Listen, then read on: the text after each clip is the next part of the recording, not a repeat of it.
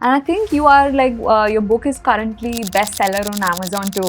So how did that feel to you? I was so thrilled to see that people are now reading it, and then the reviews started coming on Amazon. My book has touched people's lives. I mean, the new generation, they don't know these lives. They don't know these stories. They haven't been through all this. Non-readers, like, you hate reading books, right? She's like, yeah, you start with this. That's wonderful. Yeah, no wonder it's a bestseller. You were an legendary army officer's daughter. Oh yes, Yes. definitely from the 8th Cavalry Armored Corps. But at that time it was very British. Yeah. And we grew up in that environment. So, you know, seeing the being right on the top over there, and then seeing a life which was like, again, put me in the pit sometime. And the city that has been the closest to you, I guess, Srinagar. When we moved there, it was like a honeymoon for me. Yeah. 3 years of honeymoon, but towards the tail end, it became unrest had started. Oh, okay.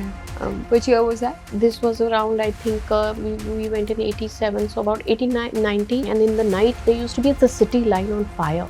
My God.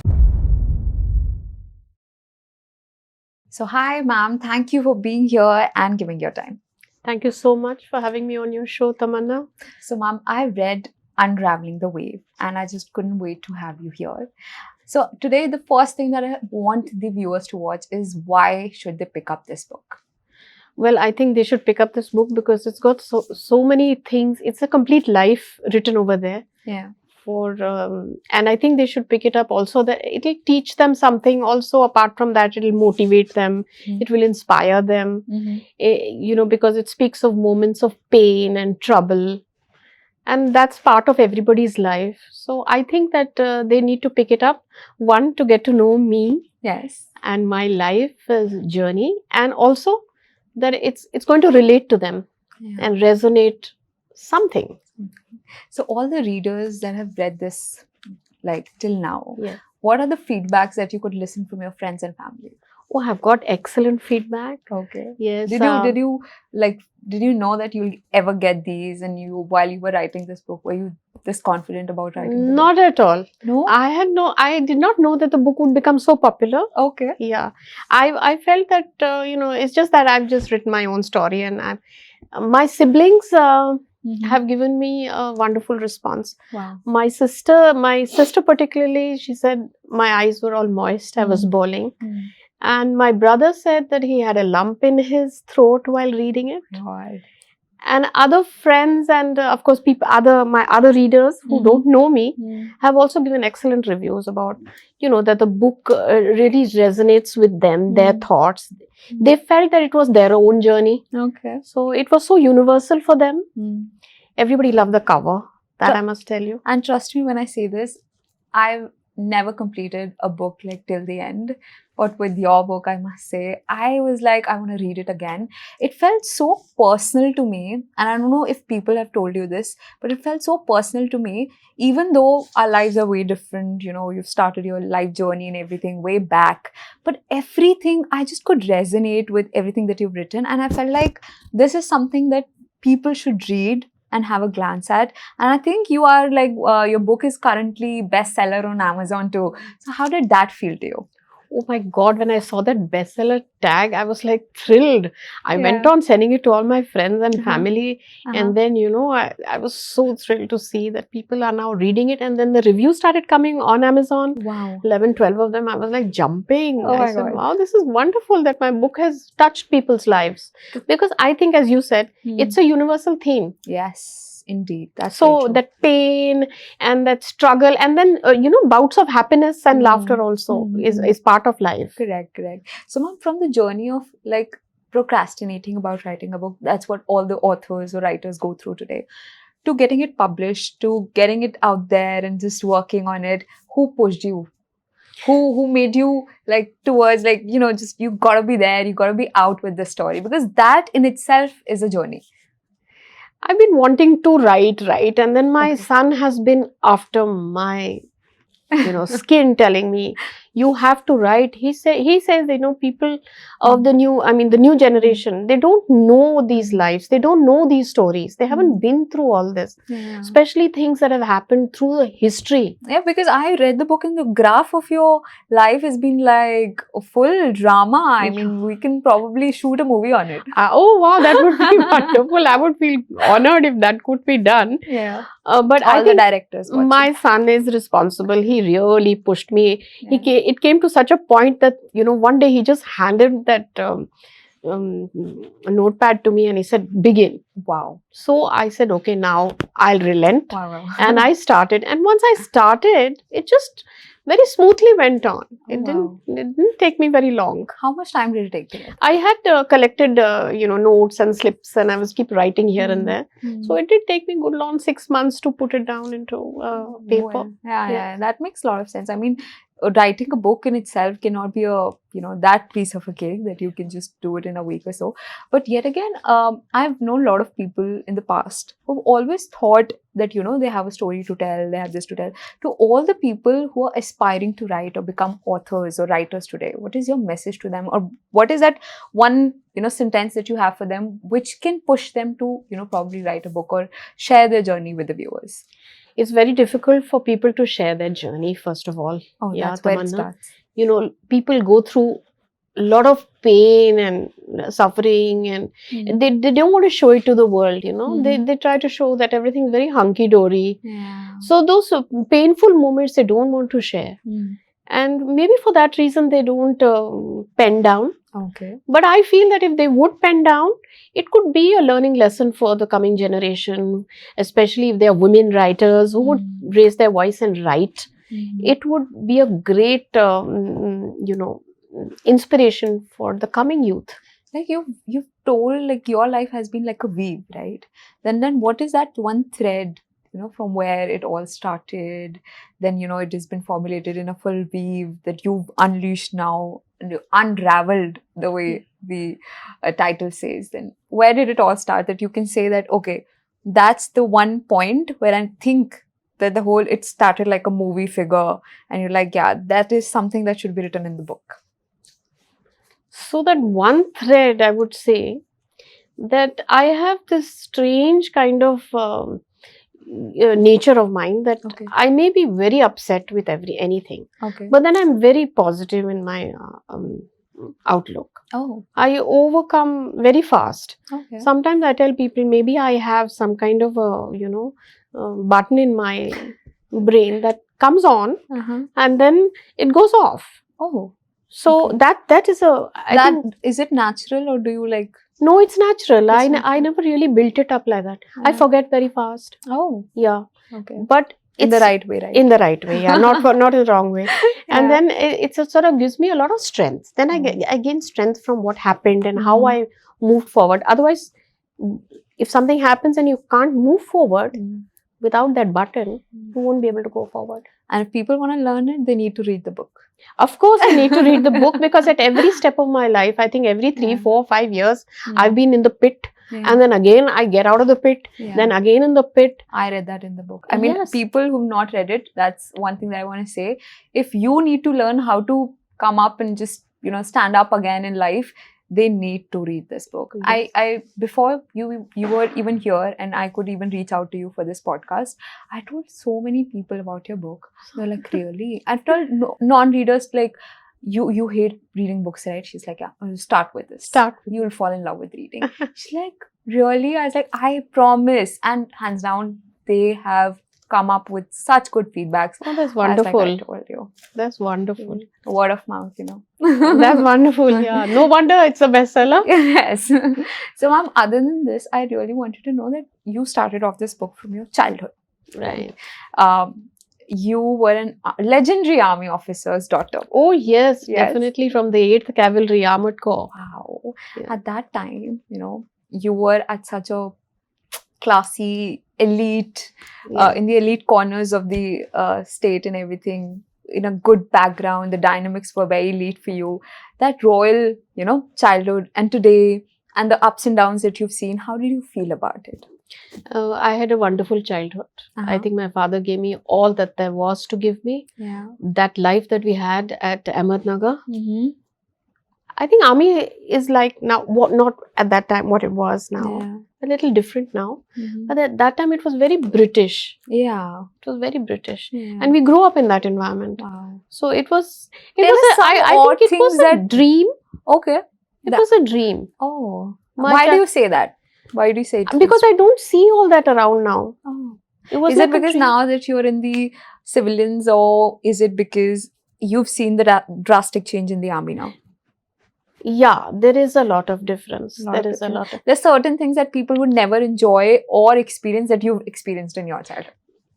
Those days were totally beautiful. I remember, let me tell you, we used to have these movies, you know. Okay. I'm sure you read in the book. Yes, I did. We used to have one Sunday movie was an English movie, and one Hindi movie. And I've read that you used to repeat those movies. Yeah, we used to go run to the other regiment. So the regiments were not very far away. There was an AS regiment on this side, and there was a DNM regiment that side. So we would see it on Thursday in the one regiment, and then on Friday we'd run to the other regiment because we had seen a movie 3-4 times over. I'm very sure if you ask God to get you back in the past, you'll probably go in your childhood. Yeah, I would love that. I would love to grow up in those, you know, open, huge bungalows, and it was a fantastic childhood. Yeah. So, you know, seeing the being right on the top over there, and then seeing a life which was like, again, put me in the pit sometime, and then seeing things around me that never happened at that time. We lived in a lot of security. So when we came into the civil life after Dad retired and all, the 1971 war was like, it was like such a shocker for me that these things do happen. I mean, do we really, is there a war? I didn't even know, being an army officer's daughter, I didn't know that there was war. Because you were you were finally exposed to something like that in real. And we used to see in Chandigarh, where we were staying in Sector 34, we used to see these AK guns, you know, right? The sky used to be lit. God, you've seen those with your bare eyes, right? Bare eyes. And I used to be so frightened. I used to run under the bed, you know. The siren would ring, and instead of going and lying down somewhere outside, I used to run under the bed. Luckier is the generation today that they don't have to go through something all. I think India is very lucky not to have that kind of a thing. But if you see world over, the wars are Israel and Russia and, you know, Ukraine and all. They're all undergoing that pain for them, fear. right? Sorry? You can feel that pain for them because you've gone through all of that in the past. It was a short period, but these wars nowadays have gone into so many weeks and years. But that was a shocker for me. I was a young girl, so that war did have a lot of impact on my mind. So, Mom, growing up, you were always this reflective. You've analyzed so many things. You've learned from everything. So, what happens is there are two types of people. One who just live the journey, and the second are the type of people who literally take a lesson from everything and anything that comes their way. I think you're the type 2. Then you've been always like this, or did like all this entire journey taught you what happened? I think it's human nature that we all make errors and mistakes, and I don't think it's even anything to do with us. It's like it's been destined upon us. We don't choose to be, you know, something to happen to us. It just happens to us. So I think yes, I have taken huge lessons from my life. Every time there has been some kind of episode, it hits me, and then I reflect. I reflect so much that I'll go on talking about it, because that is a kind of an introspection. So I will talk to all and sundry about it, and then come out with something in that. Because if you keep quiet, then nothing comes out of that. And when we were talking about your childhood, you mentioned a lot about your father, right? You've talked so much about him. I want to know exactly what was his role in this entire journey of the kind of person you are today, right? How much of that does go to him? I think full credit I'd give to my dad. Yeah, he had a great influence. Can you describe him if we want to? Oh my goodness! Yes. What a personality! Yeah. You know, tall, very handsome Sardarji, like you would say, right? I have never seen my father young. How tall was I have never seen my father young. Let me tell you. Never seen. No, I've seen my father as A middle-aged. I could see that one picture in the book Middle-aged. also. I remember as a middle-aged because I was the youngest, right? Okay. The elder sister was about 14, 15 years older to me. Oh. So down the line, I have seen him as a middle-aged and later as an old person. So being in huge and so smartly dressed all the time. So his personality was, wherever he'd stand, he had an aura about himself. Okay. His voice was, he used to roar like a lion. Wow. Loud and strong. Were you scared of him? Was he kind of a strict? We were scared, of course. Scared in the sense like, oh, dad's come, like now run into corners. Otherwise, if you've done anything wrong, he's going in that army style. How many siblings were you? We were 4. 4. And 3 of us were the trio. Okay. And the eldest one was very quiet. Okay. She was much older. Okay. And she was doing her she was like MSc, the father. And very intelligent. Wow. She was doing her microbiology. What was it? Chemistry. Okay. In MSc, right? Wonderful. She got a scholarship to go abroad. And biochemistry. Now I remember. Okay. MSc in biochemistry. Okay. And she got a scholarship to go to Czechoslovakia. Wow. Yeah. And very intelligent. Till date, she does crossword puzzles. She's about 79 and turning 80 now, maybe. Oh my God. Yeah. She does the crossword puzzle. She plays mahjong. She plays, what is that called? That number game. How's your chemistry today with your siblings? I think now we're all into our own lives and all. Yes, I get along very well with my, the one who is one elder to me. I'm the youngest, one elder to me. Okay. So now we're all grown up and all. But when we get together, yes, it's a huge smart family. Do you miss your dad? I miss him every day. Every day? Every day. I put his picture up in my room. And then I have never pictured dad without a horse. Oh. I have seen him for so many years only on the horse. Only on the horse? Yeah. Commanding, so strong, such a wonderful, and so loving, affectionate. Can you imagine? That he used to read comics with us. Archie comics and all. We used to sit together and he would laugh at those comics. He was like part of us. Yeah. I remember at night also he used to go open the fridge and all and call us, come, let's eat something. He was loving, caring, dominating, smart, and like a proper authoritative dad figure. Very authoritative. Very authoritative. A leader. I mean, that comes with his profession. And he was general material, but he had some medical issues, so he couldn't get his rank. Otherwise, he was general material. If that medical issue wasn't there, he would have been a general. Wow. I mean, you see that in him, and I mean, that would have been enough for him too. So, like you mentioned, the whole army background, living in a very British setup and everything. So, living in big houses and bungalows and then shifting to apartments.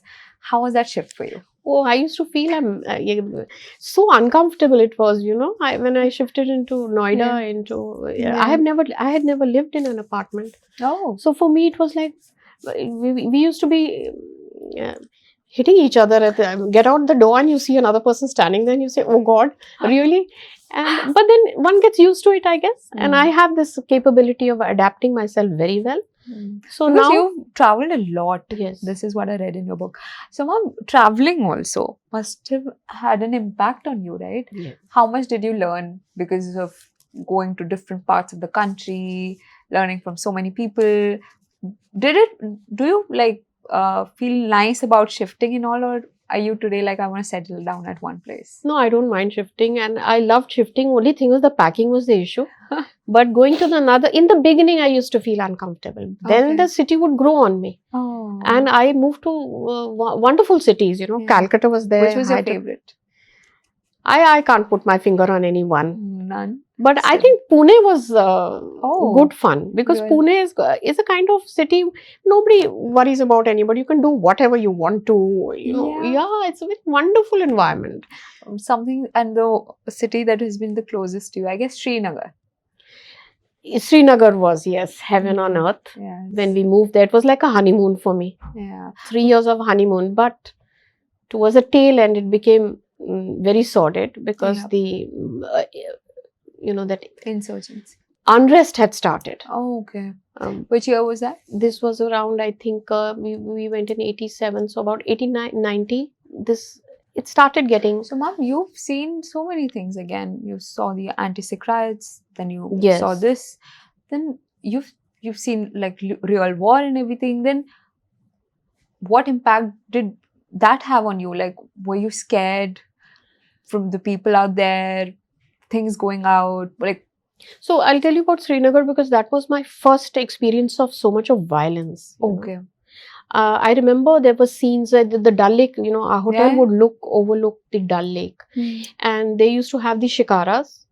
And most of the days, the shikaras used to be full of these people who were protesting. Oh my God. And they, you could hear them. It was pretty far, but you could hear the hum of them, you know, saying something. And in the night, there used to be the city line on fire. My God. And we could hear those sermons and sirens and all, you know, but we couldn't understand anything. And your son was pretty young back my then. son, Were you not horrified? we were all horrified. We were a small family in that hotel. We were about 8 of us, and all of us had small children, My God. you know, little children. And whenever we were told to go behind the hotel, when this violence, they would start coming up to the hotel. So then we were told to go behind the cottages and all. And there was a hill behind the cottage. And some of them got so scared that they started climbing the hill thinking that they'll go on the other side. Right. And not realizing that, you know, you might die falling from that side.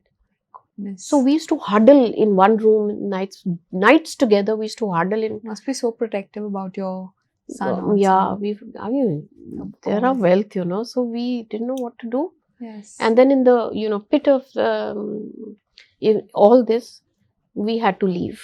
Oh. So I left the whole house as it is, and we just took one suitcase of clothes. That my son was very tiny, and it was snowing, and it was frightening. And what about the anti-Sikh riots? The anti-Sikh riots were another thing that wakened up something in me, thinking that, you know, can somebody really, you know, kill children and men, put tires in their it's very scary to know it. And that reminded me that yes, I am a Sikh. Yes. You know, otherwise we were Indians. Like that time, now also I feel very Indian, but that time it hit me very badly. And then no one's punished for it.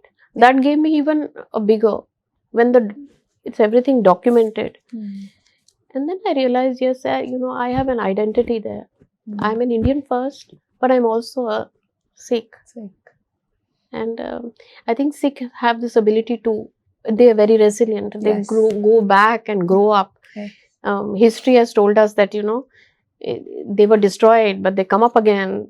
So you can never. This is something that you've also got in your genes. I mean, going through so much and then rising again, isn't it? Yeah, because in the Granth Sahib, it's all there for us. That you have to do, just do. And you realize, like you talked about your dad, similarly, you realize the same for your mom on a very later, you know, part of your life, later section of your life. Why was that?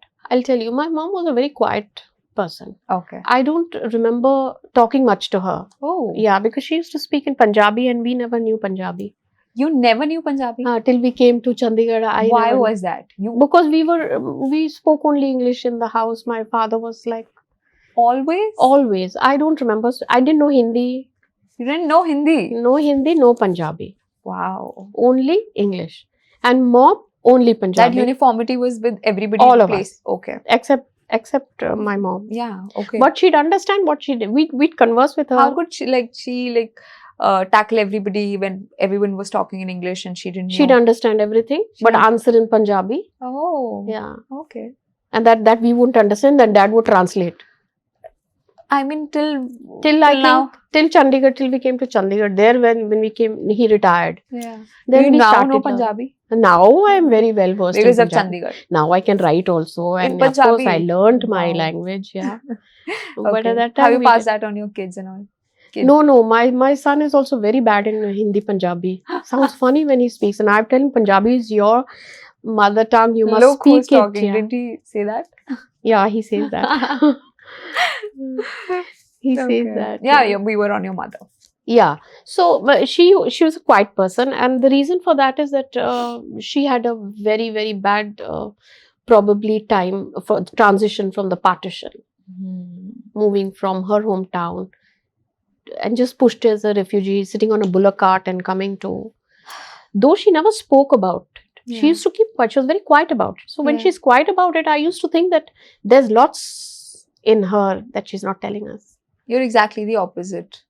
Like you I do talk about I things, talk, right? but she was quiet because she must have seen horrific things.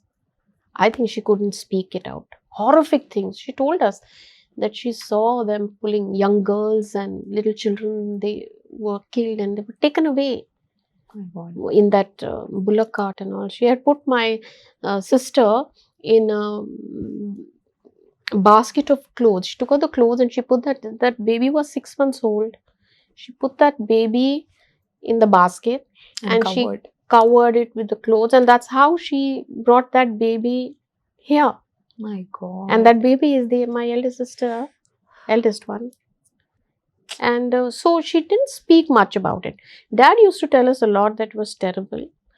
And then sometimes she would come up with things like, she used to say they were picking up girls, and also how I brought my child to India.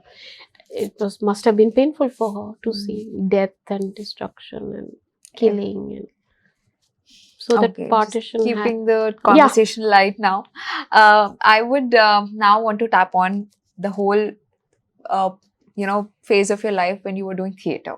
Oh, That was something that really made me read ahead in the book, and I was like very excited about the whole journey. So tell me something about it. How did that have an impact on you? I think I was not very good at the bookish studies, academic kind. Yeah. I was just normal. Your parents were okay with that, right? My dad never said anything. He Okay. never said anything to me. I used to get some red lines there, but I never said anything. When did it all start? When you realized I'm meant for Theatre, theatre? yeah, because I think I had that talent to get on the stage. And then suddenly one day when I was there, then I didn't want to get off the stage. Wow. 24/7, I used to look at the stage. I wanted to be on it all the time. I could single-handedly, in front of the entire school, 45 minutes. It was what nowadays they do as they these stand-up comedies. Yes. I used to do it then. Okay, the same humorous way? Same humorous things. Oh my God. One person, Mono I acting. used mono acting, what they used to call in those days. Yes. So perpetually I used to be, and I remember in school I used to pick up the guitar when the teacher would not be there and get onto the teacher's table, and with the guitar I used to rattle off all the songs and all, and the girls would dance. I was so popular with everybody. Wow. Very popular. They loved me on the stage. Right. You're still in touch with people from school. Yes. You mentioned a lot about your friends. Yes. So again, I want to know that how much of, that thing is still there, and how much again were you, learn from friends out there. You mentioned their names so particularly in your book. I realized so much that, as a human, somebody, you could have just written friends, I had friends, but you literally named each and everybody. Then why was that? Was that deliberate action of, them getting to read this book? I've had great friends. Okay. And I have had, if I make a bond, then it's true. Okay. I don't have nothing fake comes through me. If there's a fake friend, I just, bypass. Okay. But I have friends who have stood with me. How do we identify fake friends? I think it takes a period of time. Now, these friends that I've mentioned here are, You've seen this generation, right? What do you think about the friendships today? I think they're very manipulative. Okay. They're also very selfish. They whatever they want to do, it's because they want it. They have an agenda.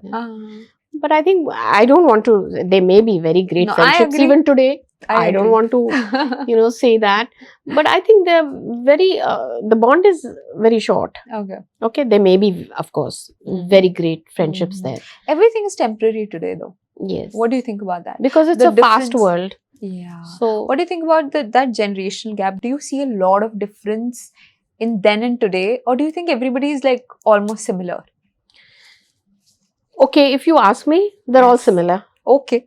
Okay. Would I say the name? I feel scared to say it, but it's Gen Z. Gen Zs, yeah. So I think they're all similar. Yeah. They behave the same way. They talk the same way.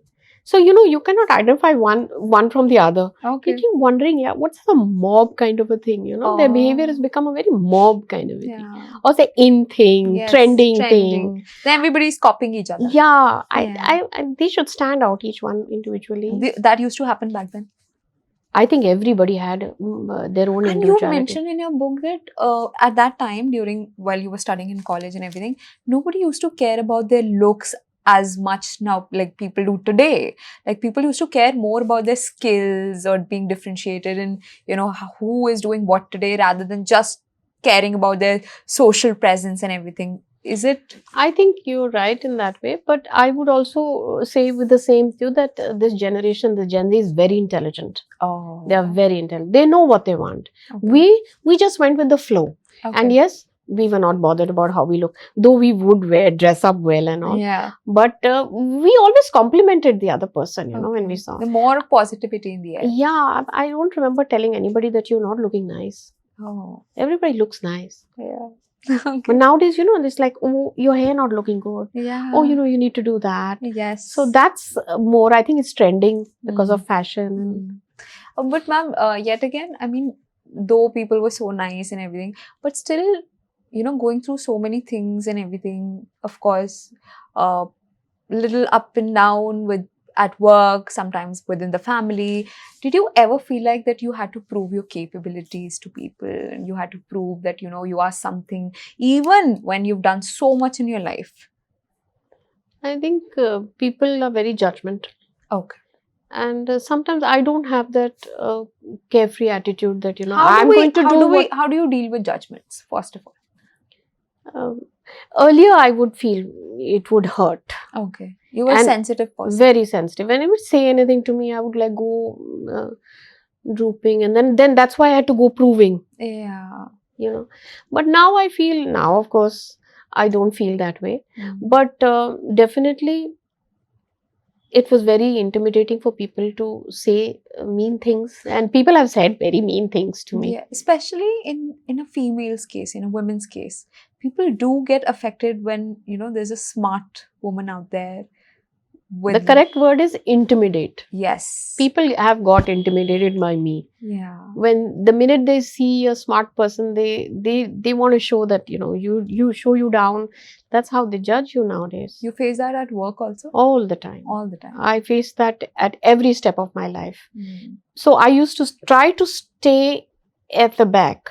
But because my personality was not like that, so I generally come out, forth. Yeah. So I have faced people have been intimidated by me. Has that been in your family also or just the outside world? Yes, sometimes in the family I did feel that, but since I was the youngest, everybody would not take me very seriously. Okay. So I think I'd look at it from that angle. But outside, yes, people did get intimidated with me.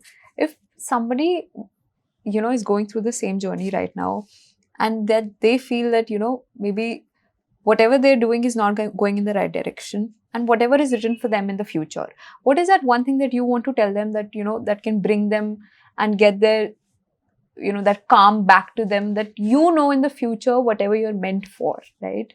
That's going to happen anyways. Don't get, demotivated by other people or anything. So any message, something that you want to teach people or something that you've learned through the journey? So I have actually, in my book, I have mentioned that I'm looking at two sections of, one is the women. Yeah.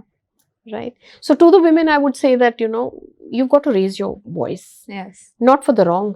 Yeah. Because nowadays, there is some other kind of manipulation and victim card, etc. Not that. You stand for the right. What is right, you should stand up for it. And I'm sure that if you stand up for the right, there is no way that you can lose.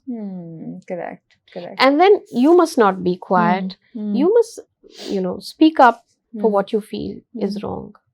And for the youth, I would say that, you've got to build up your strength, resilience, because this generation gets depressed very fast. Oh, okay. I agree. I totally agree. Anything goes wrong, like, rejection. They're selling the idea of being stressed and being depressed. I think so. Right. It's a trend again. It's trending. So when you say, 18-year-olds telling me, ma'am, I'm very depressed. Yeah.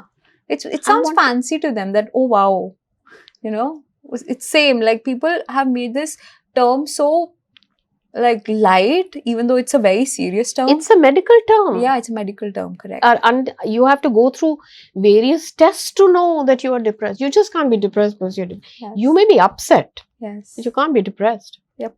So I think we need to remove this word from our dictionary. Definitely. Have you allowed your kids to use the word depressed? No, never. So what do you say? Anxious, stressed? Stressed, yeah. There can be anxiety, there can be being upset. Do you feel that people in today's generation, they don't want to work as much as how millennials or even the generation before them, they used to work super hard to get to a certain level, but whenever people today need to thrive for certain something, for like a little everything, everybody wants everything very fast, and people have lost those tendencies to be, you know, working hard behind something. So have you observed that pattern in today's generation? No, I think today's generation is also working hard. Is working hard. The only thing is they are very clear in their head what they want. We were not very clear in what we wanted. They are very clear of what they want. But the thing is that when they cannot face rejection, that's the issue. Yeah, I agree. So, you know, when you are working very hard, you've got to work relentlessly without stopping. That energy levels also they don't have. So somehow I feel this generation needs to just, you need to just go on, work. Don't run away from work. I feel work is worship. Yes, work is worship. And if you're passionate about something, I mean, it'll obviously take you somewhere. It will take you somewhere. You can't, nothing can keep you away from what like you mentioned so much about self-reinvention, right? When did that happen to you? Maybe when you are in despair. Okay. And you are in loss or pain. Okay, and then you feel, you know, this is the end, or it's going to now. What worse can happen? Yes. Whosoever feel this, I think they should really read this book. You need to reinvent. Yes. Yeah. Yes. So here in my book, I've given the symbol of phoenix also. Yeah. That you need to get up from your ashes and fly up again. Yes. And fly 100 times, never mind. Maybe you fall and then you get up and you fall. Did you ever know that you will like write a book one day and then it'll be a bestseller and you'll be awarded for it? I've been into writing for a long time, but I've been writing for other people. Oh. Editing for other people. Okay. So this time that I would write for myself and this would be the outcome. No, I had never imagined, and I'm just so happy and overwhelmed at the response of the readers. I want to thank all my readers for enjoying the book. And also your son. And also your son. Oh, my son gets the biggest award. All my awards dedicated to my son. Okay. Who are you closest to other than your son? Okay, my sister is there. Okay. All right. She stays in Mohali. I'm very close to her. Okay. Anything happens, I have to pick up the phone and then, throw it on her. Okay. And let her carry the burden then. Do you remember any moment in your life when it was like, this is what exactly I was meant to be? Or I'm really proud of myself? Or, I've always wanted this? We really don't get what we want. Okay. Yeah. Okay. Destiny plays a very big hand in this, and acceptance of what we have. There's still a lot of dreams that you hold. I've told you that theater was my love. Yes. I wanted to be an actress and do you watch a lot of films and movies today? Yes, I do. You do? I do. Kind of movies that you adore today are? Meaningful movies. I don't like these, movies which, especially these web series and all, where they have these, the violence and the abusive words they use. No, I want clean movies. Last movie you watched and loved is? I think that is Mic Pe was a nice, excellent movie. Okay. Yeah, these are clean, nice, neat movies with a meaning, which carry a mission. A message. A message. Yes. And and it stirs everybody. Yes, it does. Who is your favorite actor today? Then or now? Now. Akshay Kumar, I think. Okay. Yeah, I think he's nice, but then because he's good looking also. Yeah. Okay. He's tall and back then, who was your favorite actor? The Shami Kapoor. Okay. Nice. Yeah, Shami Kapoor movies were like, oh God, we'd go mad seeing his movies. Yeah. Yeah. You mentioned a lot about movies and your love for the movies. Our whole life was Bollywood when we were young. So it was Shashi Kapoor, Shami Kapoor, all these. I've read this in your book that a lot of famous people have been your friends. Yeah. Yeah. Yes. Yeah. So like you mentioned Poonam Dhillon. Yes, Poonam Dhillon was our school captain Okay. at school. Chandigarh. I was from Kamal, Yeah. Sector 9, Okay. Chandigarh, Okay. one of the top schools in Chandigarh. Uh-huh. And at that time when we had admission, that was the only school there. So we had Oh. admission there. And Poonam Dhillon was 1 year senior to me, and she was our school captain. All right. Right? Very beautiful girl. So ma'am, life में the kind of person you are today, of course, you must have met a lot of people जिनसे आपने काफी चीजें सीखी होंगी, and वो आज खुद उस level पे है that you could imbibe a lot of things in you from them and you could learn so much. तो ऐसे जो कुछ लोग हैं जो famous रहे हो, या maybe you've just met them and you've realized that yes, I need to learn a lot in life. हाँ, मुझे याद आ रहा है एक बार I had the opportunity, I'm honored that I had the opportunity of meeting Milkha Singh. Okay. हमने सिर्फ सुना था, अच्छा, पढ़ा था, हाँ जी, लेकिन उनसे मिलना was another level altogether. I had taken 2 students of mine, okay, and had gone to his house to interview him. You went to his house? He invited me to the house for the interview. Wow. I told him we can go What was the anywhere. interview for? Oh, actually my students, we had the sports event, and the best sports girl and the sports boy. Okay. I thought that I'd take them to for an interview to Milkha Singh. Okay. So I made the contact and all, and he says, most welcome in my house. And I was like so honored. So he said 9 o'clock. I said all right. Okay. So I got these students and हम चले गए. अच्छा. Sector 9 में उनका beautiful house है. Okay. और 9 बजे he was standing at the gate. आप सोचो कि उस level का मतलब discipline या timing. Discipline so nice. I mean क्या down to earth. Okay. Okay. वहाँ उस लेवल में होके गेट पे वो खड़े थे, उन्होंने आके मेरे गाड़ी का दरवाजा खोला.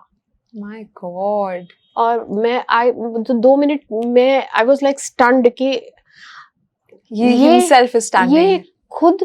And I got embarrassed also. Oh. And I said no sir, don't worry please. And फिर वो हमें अंदर लेकर गए. Okay. फिर उन्होंने बोला अपने कुक को बोला, जो भी उनके काम वाले थे कि बच्चों के लिए ब्रेकफास्ट लाओ. अरे वाह. मैंने ऐसे लोग नहीं देखे.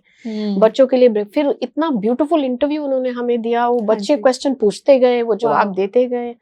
ऑल अबाउट कैसे he ran an interview with you. I have an interview. Yes, I have the audio of it. You have it? I have it. कि वो बेयर फीट भागे थे. हाँ जी. वो भी उन्होंने एपिसोड बताया. हाँ जी. फिर वो हमें जाने ही ना दे. फिर हमारा 2 घंटे हो गए. वो पहले नहीं, खाना खाने के बगैर नहीं जाएंगे. तो वी सेड नहीं सर, हमको जाना है. फिर पूरा अपना घर दिखाया, सारे फोटोज दिखाए. ऐसा डिसिप्लिन पर इतना इंटरेस्ट लेके उन्होंने बात की. नहीं तो हो सकता है it could be possible that he would say oh 2 people have come and wind up करो. No full interest. These kind of ऐसे लोग जो होते हैं ना, इनसे डिसिप्लिन सीखना, ह्यूमिलिटी सीखना. फिर जाते टाइम भी बच्चों को इतना प्यार दिया. और then he took me till the car, he opened my door and हम अंदर बैठे, तब बाय बाय करके तब हम वहाँ से गए. You never forget people like this in your life ever. I personally feel that. I was like stunned. Yeah. Something has hit me.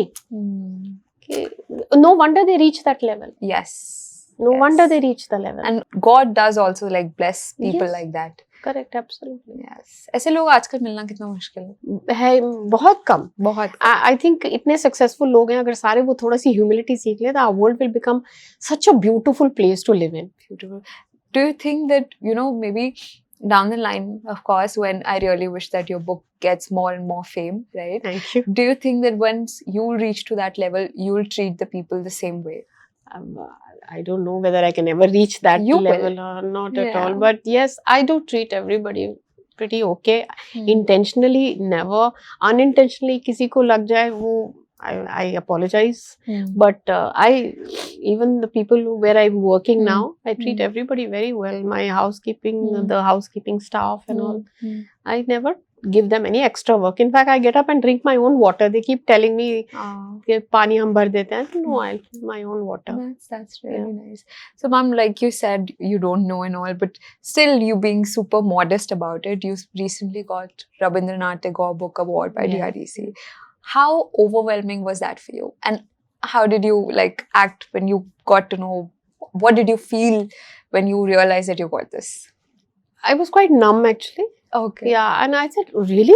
Yeah. I mean, I'm very overwhelmed now that the DRDC, have given me this recognition, the Rabindranath Tagore Book Award for. Well, a lot of our viewers don't even know that who all or what kind of authors are like, they get this award. So, do you know about that? I think lots of people don't know. Yes. You have, since this was a Reader's Choice edition, I got the award for that. Wow, wonderful. And I think they see your profile and they see that you've been in the education line and that you've come up with a book that inspires, motivates. So from that aspect, they have probably given me this recognition, and I really am overwhelmed, and I thank DRDC, that is the Dawn Research Development Council, for conferring this on me, and I'm like very thrilled with it. Okay. I posed with the awards and all. Wow, it might be overwhelming, right? Right? Yes, very overwhelming. And now I'm feeling that I should do more now. I need to. Yes, when are you writing your next book?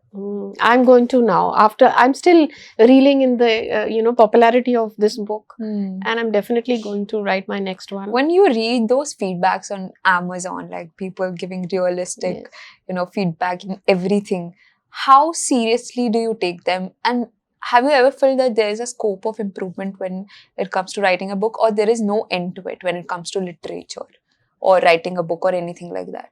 There is no end to it. And second, there is so much scope of improvement that there's no benchmark where you can just go on. The improvement level is that much. And what the reviews are, how I take them, I feel very nice. I enjoy the reviews. And they all have been good. Okay. I read that on Amazon. Yeah, they've all been nice, and they have probably. This boosts a lot of confidence, within that. Probably I never realized this side of me, and I need to work on this and upskill myself. Probably. So do you feel that? Yes, definitely. I've been writing for everybody else. Now I feel I should do it for myself. Do you sometimes regret that maybe I started off a little late? I would have done this way back. No, I don't think so. Because it has improved my, the thought process. And also your book has got more chapters because of that. Yes, true. Yes. True. So, ma'am, literature have had a lot of influence on you. Is there any book or, any poetry or anything like that that has had an impact on you, that you felt like, this is one book that I would tell people to read, or something that has molded my life in a manner? There's so many. Literature is so rich. It's so rich. Any book you pick up, I'm talking about, Dickens, Hardy, I'm talking about D.H. Lawrence, those kind of people, you pick up their books, you're going to get affected. Okay. All right. So one book which really sits in my head is Dr. Foster's. Okay. Right. And in that, why it has touched my heart is because, in that he barters his soul with the devil. Oh. Wow. He has so much knowledge. Dr. Foster has got so much knowledge. Everything he has learned. Okay. But he's not satisfied. Okay. So the devil tells him, okay, I'll give you, magic. He wants to go into that magical world where he can change everything and do what he wants. So he barters his soul with Mephistopheles, who's, part of the devil. Okay. And so when he barters his soul, then he goes around the world doing whatever he wants to. But at the end of it, then he wants his soul back from Mephistopheles. And did he get it? No, he doesn't get it. Then he begs for it. Oh. Yeah. Okay. So I think that affects me so much that you should never barter your soul for anything, any knowledge in the world. It sounds like a very interesting concept to me. I'm going to read this. It's a wonderful book. Yeah. So, ma'am, when we say that, writing a book, right? It's a whole journey in itself. So today you think that, just writing a book and just sitting with it, is it enough? Or do you be out there? You need to be out there with your book, talk to people about it, show it to the world. Like, what do you feel about this whole journey? How tough has it got to, bring out your book in the world and get people's attention on it? Yes, writing the book is one thing, and Yeah. putting it across to the people is a totally different concept nowadays. It's a new concept, like, you want people to What is read the your role book. of social media when it comes to? It's huge. It's huge. It's huge because your medium is very small. Your surroundings, your friends, your family, they're not a very big circle. You need to put it out there for the huge lot to read it, so that there is some kind of, reading happening there, and there's something to learn from the book, or get inspired, even if it's just a little drop. But yes, so social media plays a huge impact on that. How has been your experience with social media? When did you join social media? Oh, I'm very, very fascinated with social media, Instagram, Facebook. Yeah. I'm an Started old, to click selfies. Oh, you pro yeah. with it. very many selfies. Filters, Instagram sir? filters. No, I don't use filters because I don't know how to use them. Okay. Yeah, Gen Z has Was to it teach tough me. for you to, use Instagram at first and then learn through it, everything? Not really. I don't really know those techniques, but yes, anything that I have, we enjoy. I put it up over there. Will we ever see you make a viral reel, dancing reel on Instagram? Oh no, you'll never catch me. You'll not catch me there. You're hooked to reels, or you're still a book person? See, I believe that I should keep in pace with the youth, right? Yeah. If I do not keep in pace with the youth, then I'll get left behind. So I'm also into reels and all. I read also, but I enjoy the social media. Yes, but I believe that it has got a great impact, and all that nowadays that they are showing, they need to make it more meaningful, and it should be more stirring rather Especially than in nonsense. metro cities, right? It's too much of social media's impact, right? But yet again, you've been to a lot of parts of the country, and at the same time, I wanted to know that you had a very, love-hate relationship with Delhi. Why was that? It was very interestingly written in the book, and I want the readers to read it, but I want to know it from you. Why was that? So now it is like, ye Delhi hai mere yaar. I like Delhi now. Yeah. I don't know why. But when I came from a place like Chandigarh, where everything is so sorted, right? The roads are sorted, the lighting is sorted, the traffic is sorted, the houses are sorted. Yeah. Then suddenly coming to a place where nothing is sorted. I never knew that you don't have water in taps. So when I came to Noida, I'm talking about when I came to Noida, there's no water in the taps. I'm wondering, where's the water gone? Sure. Then there are blocked drains. I'm wondering, because in Chandigarh you don't hear of things like that. Then you see a blocked drain, the drains also get blocked. Yeah. So life is You're not gonna get easy. so much hate from Delhi lovers on this now. But now, after I've come back to Delhi after a long time. Yeah. I stay with my son now. Yeah. And the Delhi's got on to me now. Okay. Easy movement. Favorite things about Delhi? The metro. Okay. And the famous things. Famous, no, something that's favorite. Food. Okay, the food. street food. And of course, my place of work. Yeah. South Extension Part 2. Okay. Right? And I think there's a madness in Delhi, which makes sense. Oh, it makes sense. Why do you say that? That started making sense to me. Say that. I quite enjoy Delhi now. Yes. Okay. So, if do you think that Delhi or a city like Delhi is good enough for an author to get their books published and, make a whole circle and get their books marketed and the whole PR thing? How does it work in Delhi for you? Yes, it's easier in Delhi because it's very central, and you have a lot of people to help you out here. Probably in Chandigarh and all, people are not much into that. But I think Delhi is like it's at the center, and it's. You've been so fond of literature. How many people, or how much did you see that in people around you?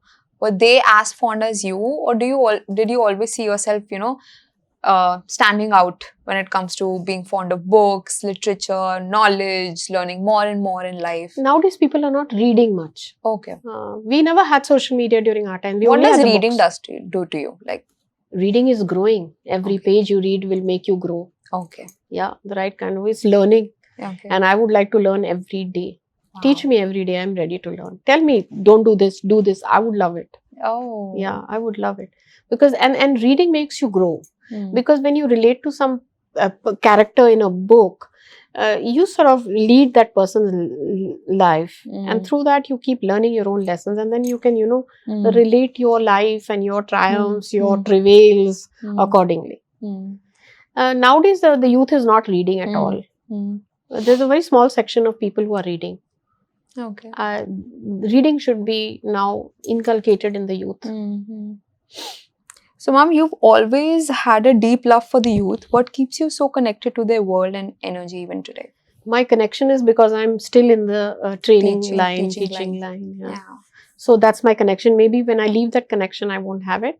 But right now, since I'm connected to them, they are wonderful. The first time you came in a classroom was in a boys' college, right? Boys' college. What was it? Khalsa College in Chandigarh. What was it like? I want the whole picture of it. Well, I finished my MPhil and I got this job. Yeah. As a lecturer. So when you left the home the first day, were you scared? I wasn't scared. You were not scared? I was not scared. Okay. But when I entered the college premises and I parked my car and I looked around and I saw these huge open jeeps and all, with these huge, we call them kakajis in Punjab. Okay. These landlords' sons and all.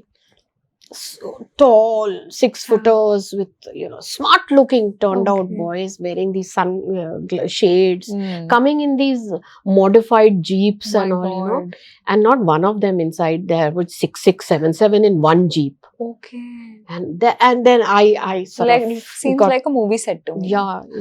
Punjab was beautiful in those days. Okay. Rich and booming. Wow. And then slowly I went into my classroom. I thought these are the people who had just come to the college. Yeah. When I went to the classroom, I was doing a pre-medical classroom, right? Pre-medical before part 1 that they have. And I entered and there was this 50, 60 of them sitting, all of them with their sunshades and all. Probably they knew the new lecturer is coming. All in the sunshades and much style and all, and I was totally shaken. I looked up and then I looked into my register and went on roll number this, roll number that, avoiding that eye contact. Yeah. And then when everybody's present, and then suddenly when I looked up, they're all gone. They left the class. They leave. They just to come for attendance and then they were all out. That was happening. There were 5 students sitting in the first bench of mine. And then when I looked up, there was nobody. And you'll be surprised to know, I haven't written this in my book, but these 5 also told me, ma'am, can we go? Oh my So I said, yeah, I have no option, please go. The attendance is taken, please go. Yeah. They walked off. And then I picked up my register and when I went to the door was locked from the outside. Oh my God. That was my first day at the college. And we don't have phones where suddenly you pick up the phone, open the door. So you're screaming, there's somebody open the door. You're banging the door too. They were enjoying the kids. Oh my God. Then finally, of course, they opened the door. How did you have the courage to come to the college next day? Then I geared myself. Oh my God. I said, now, let me see. Then it becomes okay, I think. But that was quite an experience of mine. Mom, if you could talk to yourself in the past, like 40 years back. 40 years back, all right. Maybe 30 years back. Okay. Then what would you tell yourself? That I'm okay the way I am right now. I wouldn't want to change the path. No. Nothing? I wouldn't want to change my path. I want this path only. Because only then you could write Unraveling the Weave. Yeah. I've enjoyed the path. Yeah. Whether it was unhappy, happy, whichever way it was. You had no complaints from yourself? Anything? Right now, absolutely calm. Wow. Like a river that's now entering into the sea. Just absolutely calm. Yeah. I have my anxious moments, but otherwise, on the whole, I'm calm within. And I think I would not choose any other. I'm very happy with the way my life went. Any message that you want to give to women out there? Yes. Of your age? Of my age? Yes. So for my age, it's like it's never too late. Yeah. And we all have lots of, don't think life is too short. It's Yes. pretty long. Long. And keep yourself healthy. Yep. And keep the brain healthy. Okay. And grow up with grace. Need to grow up with grace. That's something people need to learn from me. Yeah. I can see a lot of And they grow up with grace and, spread love wherever you are. Mm. Let people hurt you, never mind, just smile. Something that you want to say people that would encourage them to read this book? Because I personally would want them to read this book. I loved the book. I've got to learn so much from this book that I've passed on this to so many people now, and they've also read that and they've got really good feedback on it. So what is that one thing? I'll put the question to you. Please. What's that one thing that you have learned from that book? One thing that I've learned from this book is that to always realize that nothing is permanent. You always have something to look forward to. There is no failure that is permanent. There is no pitfall that is permanent. From everything you can rise back again. Absolutely. Something that I feel that, still there's something to look forward to. There's still something still something to unleash in you. So I think that was something that could made me feel like till now, if you are that person, you're like, maybe I'll now write another book, right? Yeah. And then maybe write another book. And you also have friends and families like, I can do more, you can do more. Yes. If you've created that ecosystem around you, then how can we be so, dull in life? Complacent. Yes, correct word. So this is what, I could pick up from that book. That's nice. Yeah. So my reason why people should read this book is also for the same reason, that nothing, don't feel bad. If there's failure, whatever, or anything tragic, it could be any level, right? I think you need to bounce back. Yep. You have to develop that skill in you to bounce back. Yeah. It doesn't come by itself. You have to develop it. Every day you have to tell yourself, and then bounce back. Wow. Otherwise, you'll go back in the pit. And we don't want to be in that pit. What is that one factor that, always pulls you back? Pulls me back. Makes you pull you back. Like, how come you never settled that now I'm done? I just want to be at peace. I don't want to work on something. Nobody's done. Life, you have to do a lot in life. Yeah. You can't become comfortable. That comfortable zone is a complete finish zone. Finish zone. I see a lot of people being in the finish zone. No. You cannot be comfortable. Who makes you that way? Books? No, I think I told you I've developed that skill within me. Yeah. That I'm never like complacent in there's something better to do. But now today, the final question is, when are we reading your next book? I am looking forward to it. All right, so give me first. Let me enjoy the popularity of my of my book, and let me just take it all in. Yep. Because this is my first one. Right? Yes. And yes, I'm already on to my next one. You are? Yeah. Wow. I've written part of it. I was waiting for this. Surprised to know that I think it's Gen Z. Yeah. The book will be named Gen Z. Really? Yes. I mean, the name will take all the attention anyways. So Gen Z and the way to go ahead. Wow. Yeah. Because I'm very concerned about the youth. Yes, you indeed are. You mentioned about them a lot. So, ma'am, now that you've been a teacher and you've been a trainer, everything like revolving around being a motivator also, how did that journey of your life was? Do you love being a teacher? Oh, I love. My classroom is it's like a temple for me. Yeah. When I enter my classroom, I really don't waste even a minute of the students. I don't get into any, I give them what I'm supposed to give them. Okay. So when I enter the classroom, I'm totally charged. Wow. Totally charged. And I charge them also. That's wonderful. Ma'am, I'm very happy that you came here and you gave me your time and you told me so many things about you and around you that a lot of people can learn from. And one thing is for sure that I'm 100% sure that this book is going to rock. And it has been doing that in the past also, till now. But still, I feel that you are one of those authors that made me love reading. And I'm really looking forward to your next book too. Oh, that's wonderful. Thank you so much, Tamanna, for having me on your show. I've really enjoyed this conversation with you. So sweet. You have gone into really every aspect of my life. And read the book twice. Yeah. And I have loved Unraveling the Weave with you. Likewise. It's like, and I thank all my readers and everybody who's enjoyed the book, my family, my friends, my readers, and that's it. And That's it. Thank you for being on Mic Pe Milenge, ma'am. Thank you so much. thank you so much, All right. Tamanna.